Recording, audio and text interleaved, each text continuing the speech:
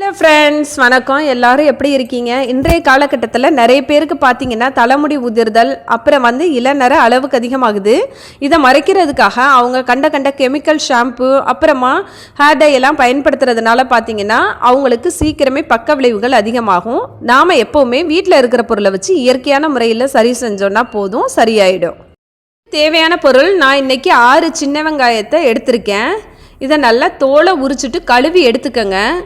உங்களுக்கு முடி கொஞ்சமாக இருந்துச்சுன்னா நீங்கள் 3 சின்ன வெங்காயம் கூட தாராளமாக எடுத்துக்கலாம். இதை நல்லா தோல் உரித்து இந்த மாதிரி கழுவி எடுத்துக்கங்க. தயவு செஞ்சு யாரும் மிக்சி ஜாரில் போடாதீங்க. மிக்சி ஜாரில் போடும்போது அதோட சத்துக்கள் முழுசாக நமக்கு கிடைக்காது. அதுக்காக தான் இந்த மாதிரி கேரட் துருவுறதில் துருவிக்கங்க. நல்லா அந்த 6 சின்ன வெங்காயத்தையும் நான் கேரட் துருவுறதில் துருவிக்கிறேன்.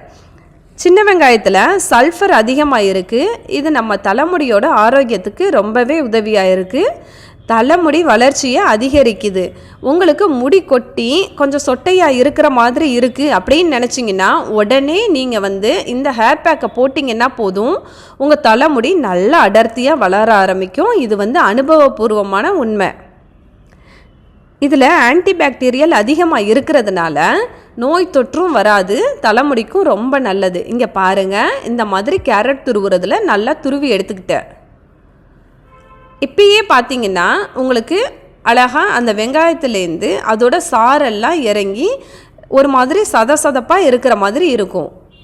இப்போது இந்த டைமில் நீங்கள் ஒரு சல்லடை, அப்படி இல்லைன்னா ஒரு கண்ணாடி மெல்லிஸ் துணி இருக்குல்ல, அதில் இந்த வெங்காயத்தை வச்சு புழிஞ்சிங்கன்னா போதும், அதோட சாறு அவ்வளவும் இறங்க ஆரம்பிச்சிரும்.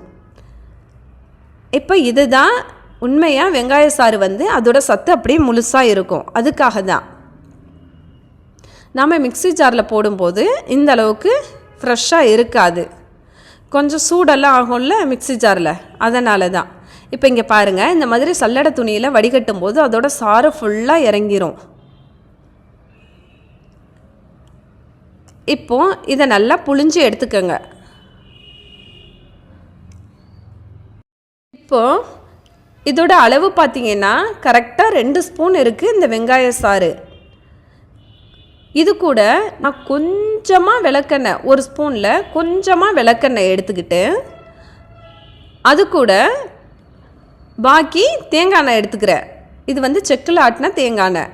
இப்போது விளக்கெண்ணையும் தேங்காயையும் கலந்து கரெக்டாக 1 ஸ்பூன் எடுத்திருக்கேன். இதை இந்த வெங்காய சாறில் நல்லா கலந்துருங்க. விளக்கெண்ணெய் உண்மையிலேயே நம்ம தலைமுடியை ரொம்பவே கருமையாக வளர வைக்கும். உங்கள் எல்லாருக்குமே நல்லாவே தெரியும். அந்த காலத்தில் நம்ம முன்னோர்கள் விளக்கெண்ணெயை அளவுக்கு அதிகமாக பயன்படுத்தினாங்க. இப்போ எல்லாம் மறந்துட்டாங்க. அடுத்து இது கூட தேங்காய் எண்ணெயும் நம்ம சேர்த்து நல்லா கலந்து தேய்க்கும்போது நம்ம கண்கள் ரொம்ப எரியாது. இல்லைன்னா நீங்கள் வெறும் வெங்காய சாறு மட்டும் தேய்ச்சிங்கன்னா கண் ரொம்ப எரிய ஆரம்பிக்கும். இந்த மாதிரி நல்லா கலந்துருங்க.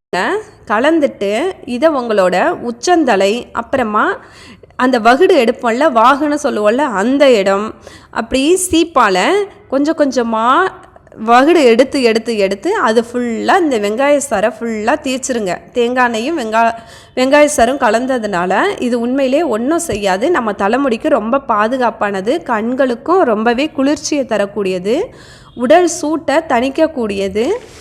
வாரத்துக்கு ஒரு 3 முறை இந்த மாதிரி செஞ்சுட்டு ஷாம்பு பயன்படுத்தாதீங்க. வெந்தயம் இல்லைன்னா சீயக்காய் தேய்ச்சி குளிச்சிங்கன்னா போதும்.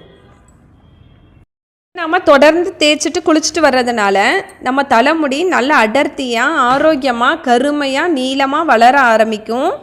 ஒரே வாரத்தில் உங்களுக்கு முடி உதிர்தல் பிரச்சனை சரியாகும். நீங்கள் வேணால் ட்ரை பண்ணி பாருங்கள். அதே மாதிரி உங்களுக்கு சளித்தொல்லை, சைனஸ்லாம் அதிகமாக இருந்துச்சுன்னா நீங்கள் ஒரு 10 நிமிஷம் தாராளமாக தேய்க்கலாம். அது ஒன்றும் பயம் கிடையாது. 10 நிமிஷம் ஊற வச்சுட்டு அதுக்கப்புறமா நீங்கள் குளிச்சிடலாம்.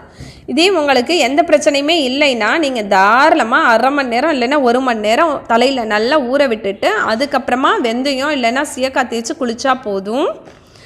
இதனால் என்ன ஆகுதுன்னா உச்சந்தலையில் ரத்த ஓட்டம் நல்லா அதிகரிக்குது. அதே மாதிரி ஸ்கால்ப்பில் உள்ள அந்த இறந்த செல்கள்லாம் நீங்குது, நோய் தொற்றும் வராது. பூஞ்சை, பாக்டீரியா இதெல்லாம் தலைச்சருமத்தில் இருந்துச்சுன்னா அது எல்லாம் நீங்கிரும். அதே மாதிரி பொடுகு, அரிப்பு, புண்ணு இது எதுவுமே வராது. அதனால் தலைமுடி நல்லா ஆரோக்கியமாக பட்டு போல் அடர்த்தியாக கருமையாக வளர ஆரம்பிக்கும். நம்ம தொடர்ந்து தேய்ச்சி குளிச்சுட்டு வர்றதுனால உதிர்ந்த இடத்துல முடி நல்லா முளைக்க ஆரம்பிக்கும். அதே மாதிரி பூச்சி வெட்டு இது எல்லாமே சரியாகும். நிறைய பேருக்கு பார்த்திங்கன்னா தலைமுடியோட அந்த நுனியில் நிறைய பிளவு, வெடிப்பு இதெல்லாம் ஏற்பட்டிருக்கும். அதெல்லாம் சரியாகும்.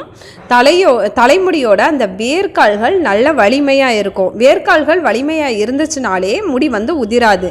இதை விட மெயின், தினமும் ஏதாவது ஒரு வகையில் நீங்கள் கருவேப்பிலையை உணவில் சேர்த்துக்கோங்க. ஜூஸு இல்லைன்னா பொடி இல்லைன்னா துவையல், சட்னி இந்த மாதிரி ஏதாவது ஒரு வகையில் சேர்த்துக்கோங்க. அதுக்கப்புறமா நிறைய தண்ணி குடிங்க. நிறைய பழ வகைகள், காய்கறிகள் இதையெல்லாம் எடுத்துக்கும் போது பார்த்தீங்கன்னா உங்கள் தலைமுடி கொட்டவே கொட்டாது. ஏன்னா ஊட்டச்சத்து ரொம்பவே முக்கியம். முடி நல்லா செழித்து வளரணும்னா அதே மாதிரி மலச்சிக்கல் இல்லாமல் பார்த்துக்கங்க.